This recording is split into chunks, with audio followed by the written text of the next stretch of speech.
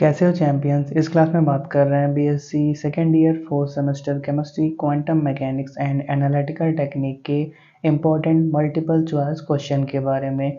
तो हम इस सीरीज़ के अंदर chapter wise important multiple choice question discuss कर रहे हैं, जिसके अंतर्गत आज हम second chapter elementary quantum mechanics के इम्पोर्टेंट ये मल्टीपल चॉइस क्वेश्चन डिस्कस करेंगे। ठीक है, तो चलिए स्टार्ट करते हैं। पेपर में आपके पास 4 ऑप्शन होंगे और सिंगल करेक्ट वाला होगा, मतलब एक ही सही होगा।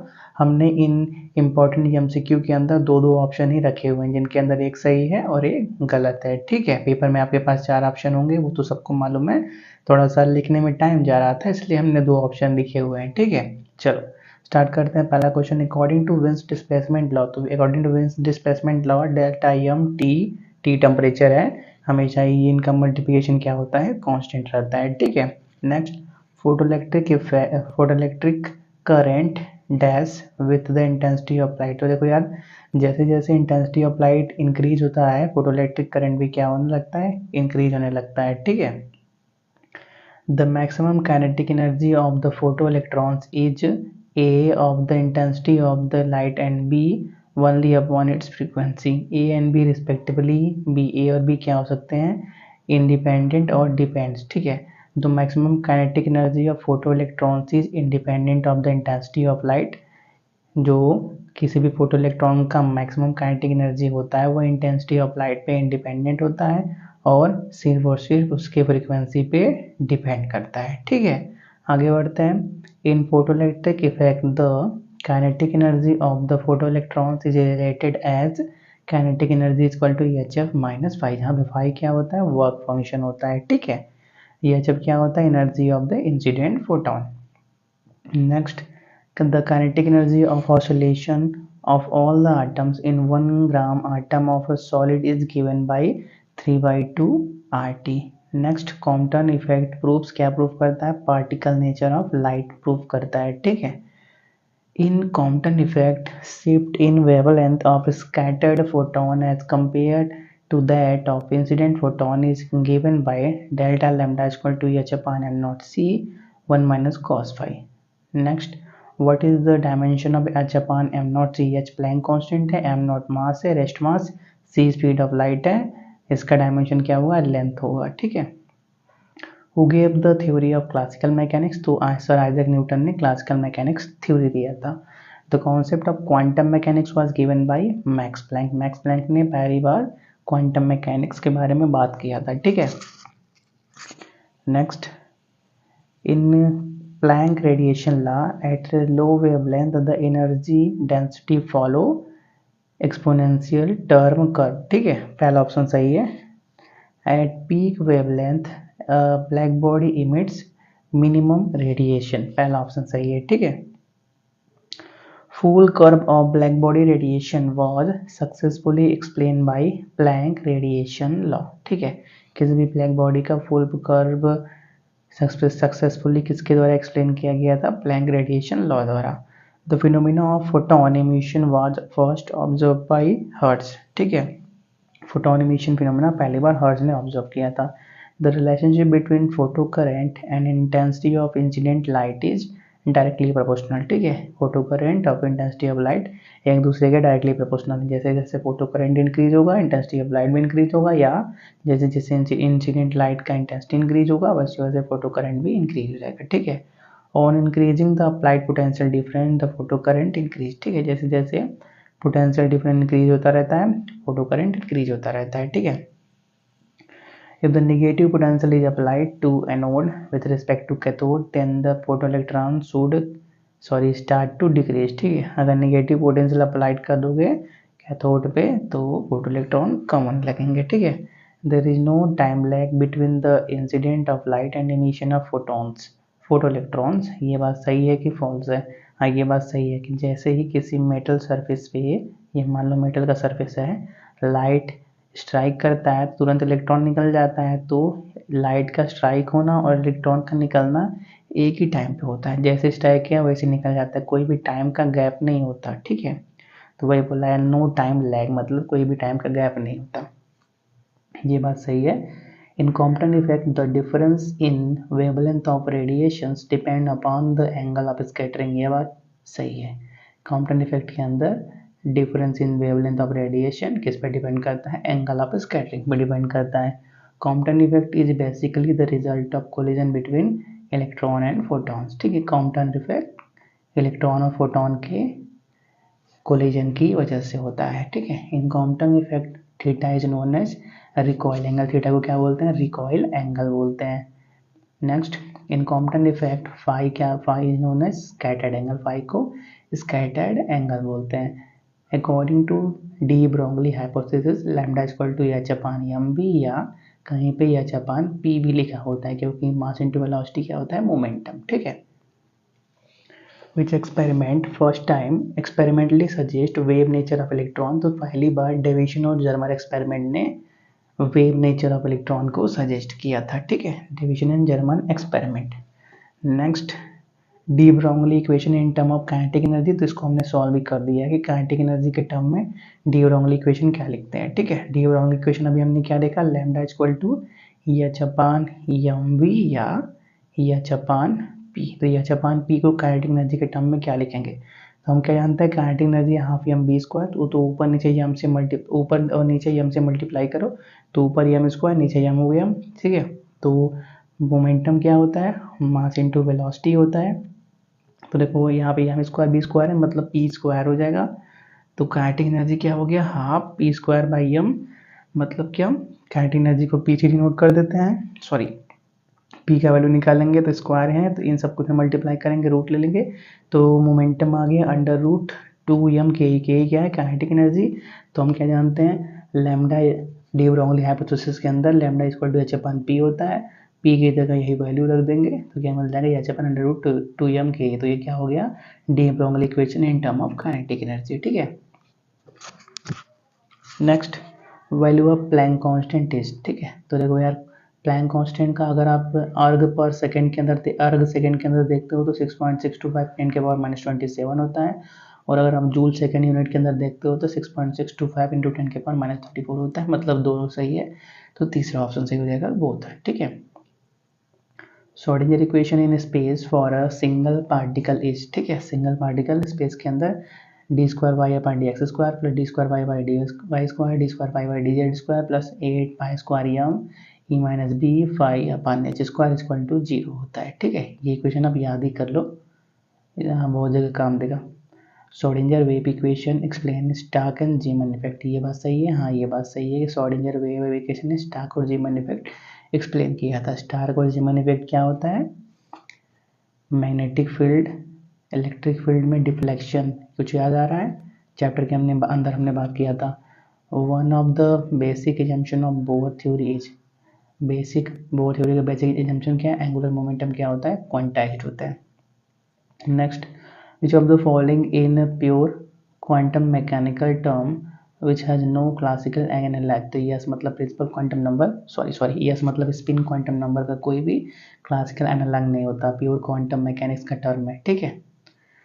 The energy of an electron in nth orbit of hydrogen atom is, तो हाइड्रोजन के nth ऑर्बिट में अगर कोई इलेक्ट्रॉन है तो उसका एनर्जी कितना होता है, मैंने 13.6 z square upon n square, z square upon n square, hydrogen के लिए जेड का वैल्यू क्या हो गया, 1 हो गया, मतलब ऊपर क्या आ गया, 1 आ गया, तो मैंने 13.6 upon n square electron volt आ गया, ठीक है। The total number of orbital in n equal to 4, अगर एन का वैल्यू 4 है तो टोटल नंबर ऑफ ऑर्बिटल कितने होते हैं, एन स्क्वायर मतलब क्या, 4 का स्क्वायर 16, ठीक है। पहले चैप्टर के अंदर हमने ये सब बात किया था। The phenomena of photoelectric effect was successfully explain by Einstein, which of the following metal is largely used in photoelectric cell, तो सेजियम बहुत ही हाई क्या बोलते हैं डिमांड बहुत हाई डिमांड होता है फोटो इलेक्ट्रिक सेल के अंदर सेजियम का।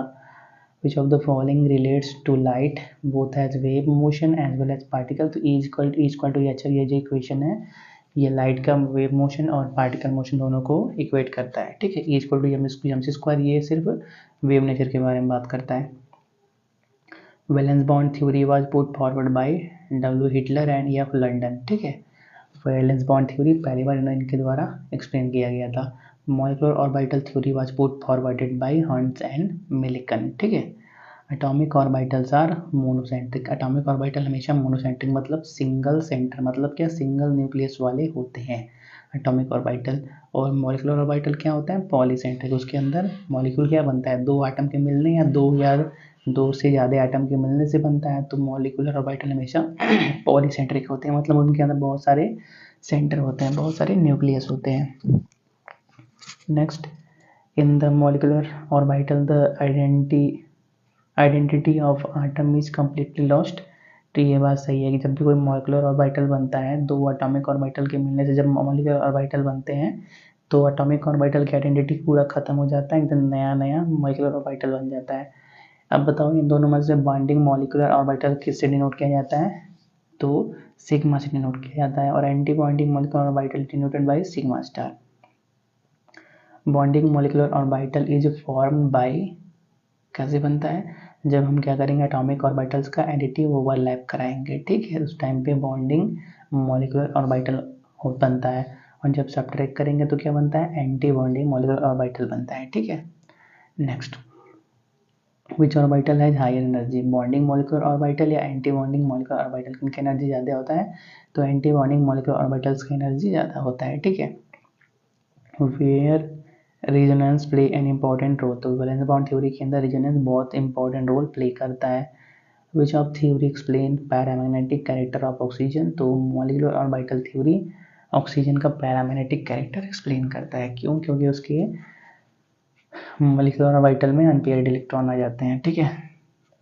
Free rotation about a bond axis is possible when bond is कौन सा, सिग्मा बॉन्ड। कोई भी बॉन्ड बना है, मान लेते हैं ऑक्सीजन है, ये ऑक्सीजन है, ठीक है, ऑक्सीजन ऑक्सीजन के बीच में डबल बॉन्ड है, एक सिग्मा है एक पाई है, ठीक है। तो ये मॉलिक्यूल फ्री रोटेट कर सकता है, कब, जब बॉन्ड कैसा हो, सिग्मा हो। पाई बॉन्ड का मतलब बहुत ही पैरेलल ओवरलैपिंग, पाई का मतलब ऐसे बोल सकते हैं, पाई का मतलब ऐसे बोल सकते हैं कि ये क्या, पैरेलल ओवरलैपिंग हुआ है, ठीक है। तो पैरेलल ओवरलैपिंग में थोड़ा सा मूवमेंट कम हो जाता है, लेकिन कोई अगर बॉन्ड अगर सिग्मा बॉन्ड है, मतलब क्या, सिग्मा बॉन्ड को हम और एक नाम से जानते हैं एक्सियल बॉन्ड, मतलब हेड ऑन ओवरलैपिंग के नाम से भी जानते हैं।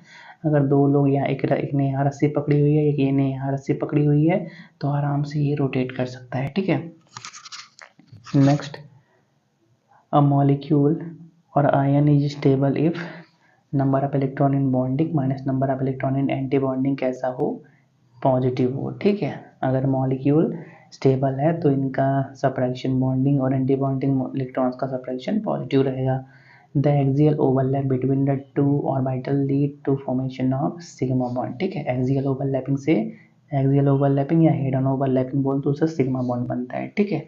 When a chemical bond between two atoms is form, the potential energy of the atom क्या हो जाता है, डिक्रीज हो जाता है, कम हो जाता है, ठीक है। थोड़ा सा कट गया है ना।